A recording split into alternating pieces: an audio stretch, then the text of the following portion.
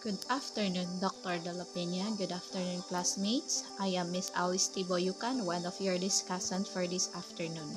My topic is still under phonetics, specifically the suprasegmentals, the length, the tone and intonation, the syllable structure, and the stress. The previous reporter taught us about the individual sounds of each IPA symbol in the English alphabet. But in order to form a word and a sentence, we need to string the sounds into a larger unit. Therefore, we are going to talk about the suprasegmentals. Aspects of a speech that influence stretches of sound larger than a single segment are called suprasegmentals. Suprasegmental aspects of a speech include length, tone, intonation, syllable structure, and stress. Let us move on and talk about the first supramental aspects of a speech, the length. Many factors influence how long it takes to articulate a given segment. Sometimes, differences in the vowel length are unintentional results of how different vowels are articulated. Low vowels, which the mouth has to open wide, take longer to articulate than high vowels, for which little movement is necessary. Let us see the places of the symbols in this figure. We have the low, the mid, and the high. Producing the sound of a symbol clearly and distinctively is what we call the articulation. The movement of the tongue helps us understand the sound production. To help us understand better if low vowel symbols really have longer articulation than high vowels, let us listen to this video.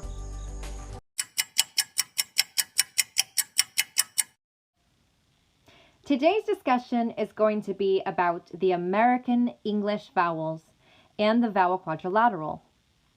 The vowel quadrilateral is a two-dimensional figure representing tongue height and tongue advancement.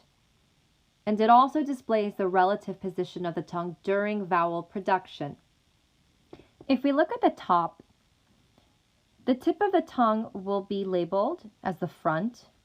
The middle of the tongue will be labeled as central, and the back of the tongue will be labeled as back. If we look at the very left, the tongue height is going to be distinguished by high, mid, low. And this represents where the tongue will be placed, whether it is high, almost touching the roof of the mouth or the palate, when it is in the middle part of the mouth, or when it is low, relaxed. Now, as we look at the central column, at the very bottom, we see the word lax. Lax tells us that our tongue needs to be very relaxed, specifically with respect to the vowel sounds that are in the gray quadrilateral figure. Outside of the gray quadrilateral figure, we will have the tense vowels. And the tense vowels just tells us that our tongue is going to have more tension and that it will feel stressed. Now, as we look at the very right-hand corner, we're going to see a rectangle that is boxing in several vowels in the back, as well as the word round. Round represents the lip rounding for these specific vowels that will be produced in the back of the mouth using the back of the tongue. Now let's get started with producing the vowel sounds that are represented by phonemes or IPA symbols. The first sound we're going to produce is E, E, E. And the E sound is represented by the lowercase I symbol. To produce this sound, the vowel is going to be produced by raising the body of the tongue to a high front position in the mouth. During the production of E, the tongue is raised in the vicinity of the hard palate. The next vowel sound is I, I, I. And I is going to be represented by capital letter I. To produce this sound, the body of the tongue is only slightly lower in production when compared to E. That is why it is also classified as a high vowel. The jaw is in a fairly close position during production of I, and the lips are going to be unrounded. One distinction between the I and E is that the I is laxed. The next vowel preceding the I vowel is A, A, A. And the A vowel is produced with the body of the tongue slightly higher than the exact middle of the mouth. Therefore, it is referred to as a high mid vowel.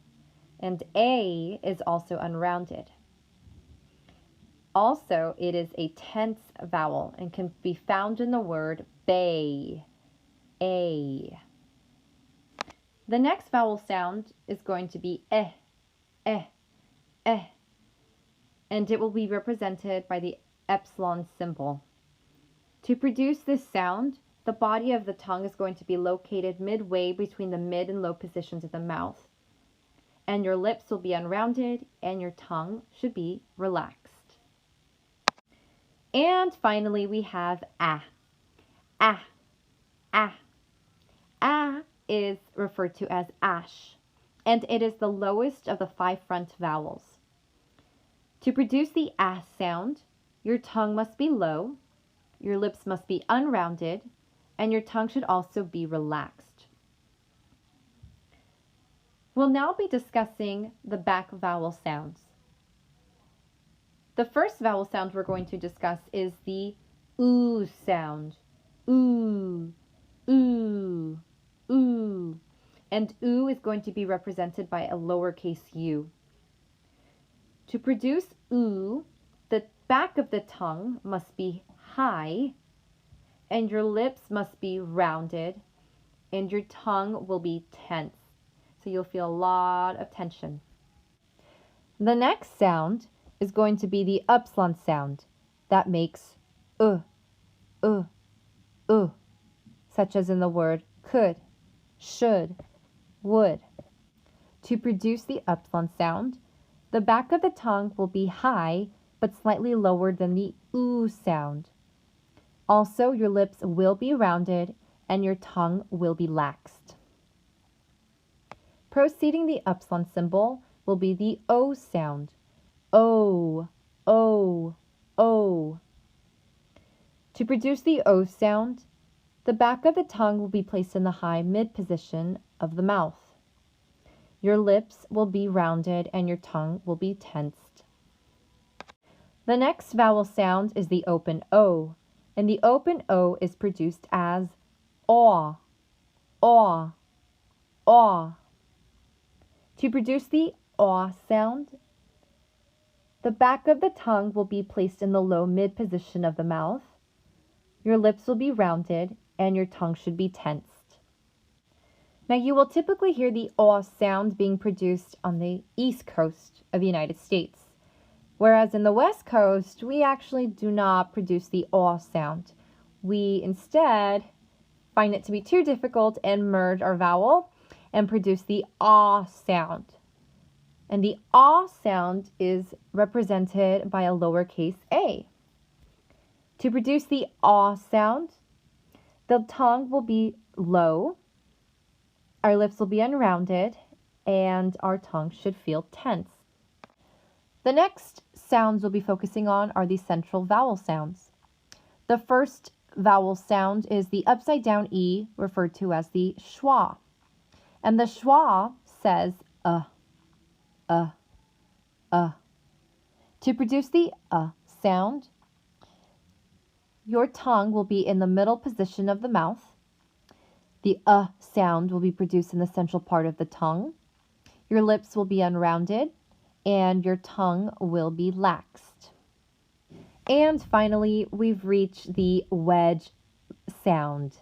And the wedge is represented by an upside down V. To produce the sound, the tongue will be positioned in the low mid part of the mouth, and the sound will be produced by the back central of the tongue. Our lips will be unrounded and our tongue will feel laxed. Typically, the sound is going to be on the stressed syllables of words, such as in Monday, ugly, button, mustard, public, wonderful, or rub. This concludes the introduction of American English vowels with respect to using the vowel quadrilateral. We are done with the length of vowel sounds. Now let us move on with the consonants.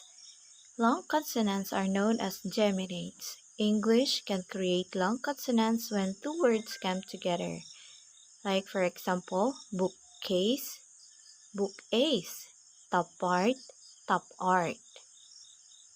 But we don't distinguish long and short consonants within words. When double consonants are written, for example, supper versus super, they actually tell us about the quality of the vowel, not the length of the consonant.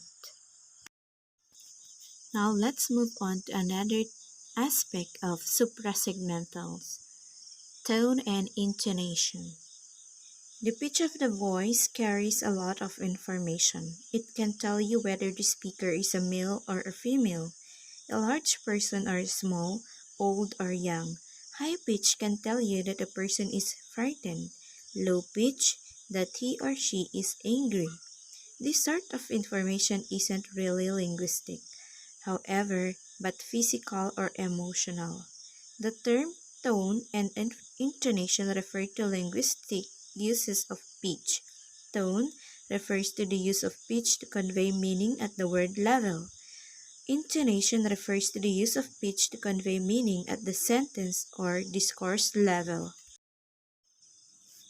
Let us try to read the following examples, applying the rising and falling action of our voice. That's a cat? Yep, that's a cat. A cat? I thought it was a lion. The pitch of our voice moves in different directions on the word cat. On the first cat, pitch goes up, indicating a question. On the second pitch, it falls, indicating a statement or confirmation. On the third cat, the more complicated fall-rise pattern.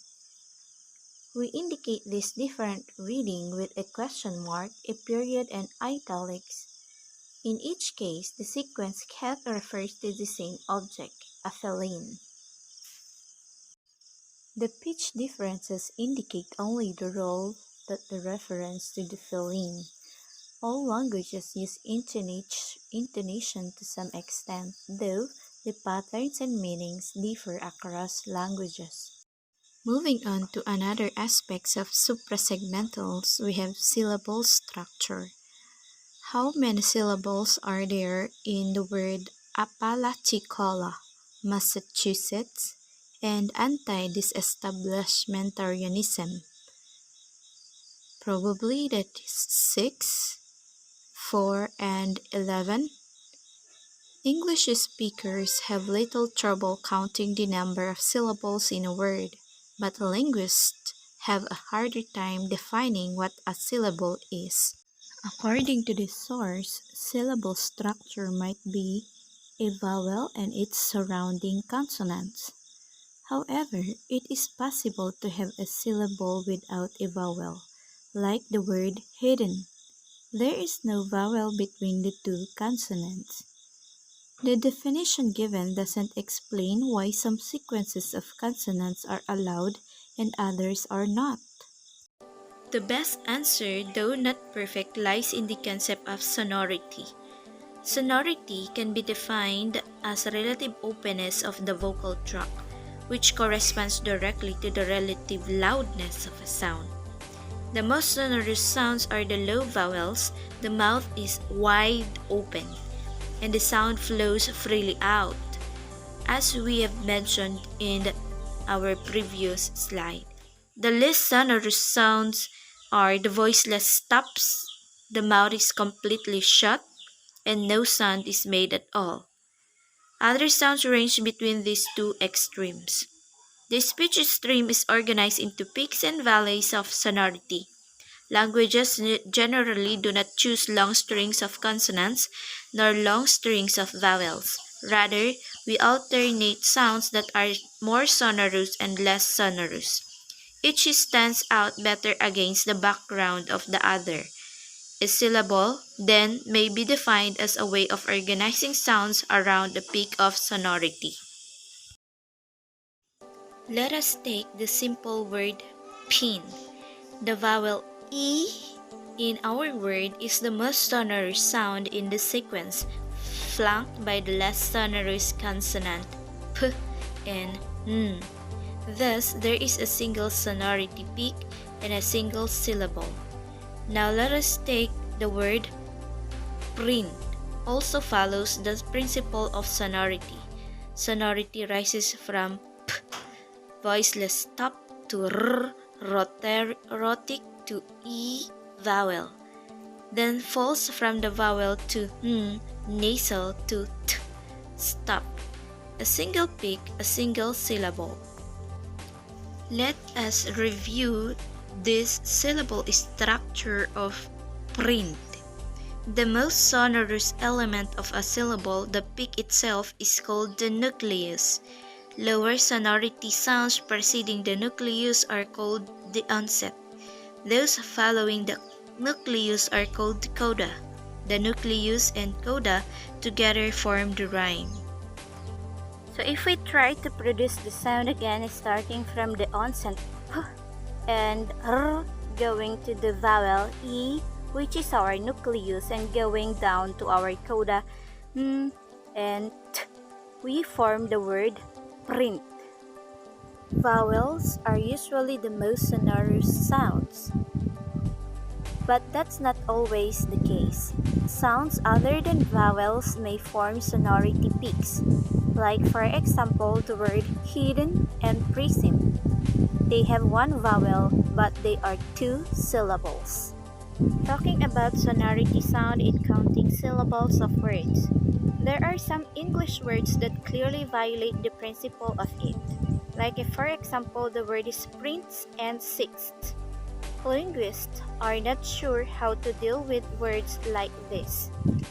Words like this may not end like plural s, and the ordinal th are not really part of the syllable at all. Now, let us move on to the last aspect of suprasegmentals, to stress. Linguistic stress is a prominence relation between syllables. Certain syllables are longer, louder, high-pitched, or more clearly articulated than those around them.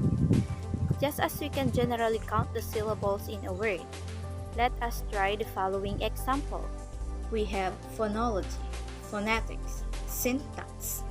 As you can see, those written in big letters is where the stress is being placed. Stress is very important in the sound production of words. Through the stress, we determine the meaning of a word being expressed. Just try to imagine uttering words with the same spelling but different in meaning. You utter it with no stress. Words become meaningless. There are at least 3 different levels of stress in English. Let us consider the word Alabama. The third syllable bay is the most prominent and bears the main or primary stress of the word, but the other 3 syllables do not receive equal stress. We say that the first syllable has secondary stress, while the second and fourth are completely unstressed. Stress is a prominence or important relation. Stress and unstressed syllables tend to alternate, like for example the word Apalachicola. The stress and unstressed is being alternate. Another example is the word 16. If someone will ask you, "How old are you?"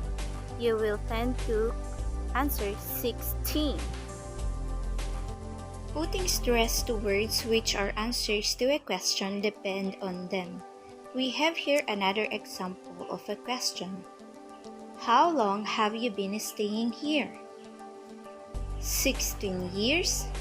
The stress put at the first syllable and the word years. The group of stress and 1 or 2 unstressed syllable is what we call the foot. like for example the word they them versus they them. It is important not only in poetry but as part of defining a language unfolding rhythm of speech. Languages in which stress is completely predictable are what we call fixed stress system. Fixed stress may be alternating. We have here an example: ku, ran, hu, lu, lim, pat, hura. The stress always falls on the first syllable and then on every other syllable after that. In other languages, stress is unpredictable. You have to memorize which syllable gets stressed when you learn the word, and we call this as lexical stress. For example of other language is the Russian. We have here a Russian word which is daksy. When we put the stress on the first syllable, it means spirits. And when we put the stress on the second syllable, it means perfume. So you see, in their language, stress is really unpredictable. Now let's move on to the last stress system, the paradigmatic stress, which the stress patterns depend on what part of speech a word is. These are the following examples of the parts of speech and the words under them with corresponding stress. Under noun, we have reject, verb, reject, record, record, convert, convert, insult, insult. There are other more English pairs of words that differ only in stress, where one word is a noun and the other one is a verb. To sum up my report, here is the summary. We have suprasegmentals. These are aspects of speech that influence stretches of sound larger than a single segment. Okay, so we have here the suprasegmental aspects. First is the length. It pertains to how long it takes to articulate a given segment. When we say segment, the division of sound symbol in a word, particularly the vowel sound. Next, we have tone and intonation. The pitch of the voice. Tone refers to the use of pitch to convey meaning at the word level, while intonation refers to the use of pitch to convey meaning at the sentence or discourse level. Next, we have syllable structure. Syllable structure lies in the concept of sonority. Sonority, defined as relative openness of the vocal tract, corresponds directly to the relative loudness of a sound. Lastly, we have the stress.